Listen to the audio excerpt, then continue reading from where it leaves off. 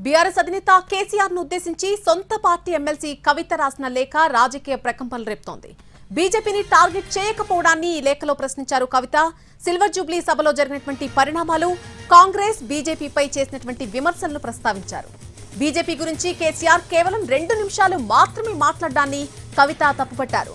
దానివల్ల బీజేపీతో పొత్తు పెట్టుకునే విధంగా సంకేతాలు వెళ్లాయనే విషయాన్ని హైలైట్ చేశారు.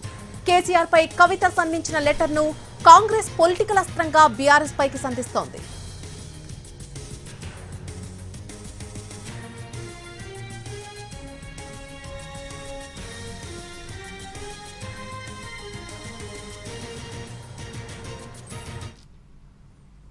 బీఆర్ఎస్ అధినేత కేసీఆర్ కూతురు కవిత రాసినటువంటి లేఖపై స్పందించేందుకు బీఆర్ఎస్ నేతలు నిరాకరించారు.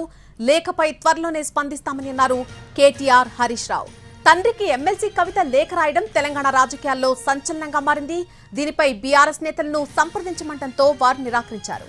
త్వరలోనే స్పందిస్తామని చెబుతున్నారు.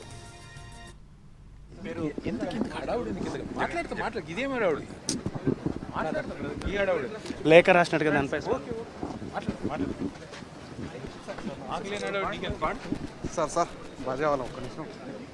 రేవంత్ రెడ్డి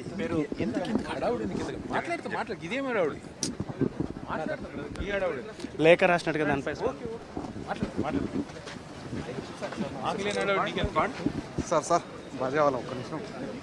రేవంత్ రెడ్డి